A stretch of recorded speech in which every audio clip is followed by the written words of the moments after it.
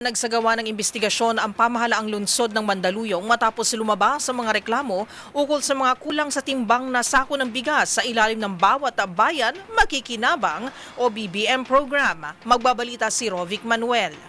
Ipina-blacklist na ng lokal na pamahalaan ng Mandaluyong City ang supplier ng mga kulang sa timbang na sako ng bigas na ipinamamahagi sa ilalim ng Bawat Bayan Makikinabang o BBM program sa lungsod.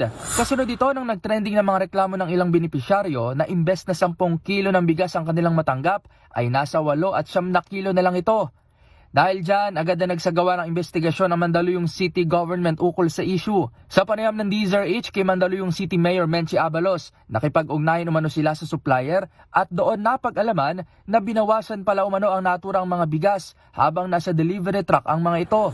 Pinaimbestigahan ko yung supplier. Ayan, And then yung supplier bumalik sa akin at sinabi nga na yung palang isang truck yata na supposed, kasi may tracker yata sila, Yes. supposed to be yata ganitong oras darating na delay. Siguro doon ginawa yung kasalbahihan.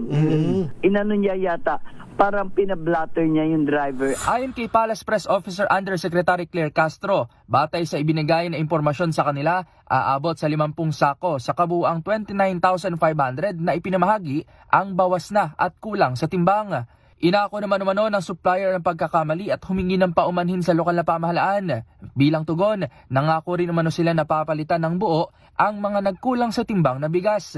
Tiniyak naman ni Mayor Abalos na mas maghihigpit na sila sa kalidad at bilang ng mga ibababang bigas ng supplier sa kanila bago nila ito ipamahagi. Totoo lang, nahihiya ako sa presidente kasi ang ganda ng ginawa niya sa amin. Sabi ko nga, kauna-unahang pagkakataon na nakaranas kami ng ganyan tulong. Galing sa national, galing sa presidente.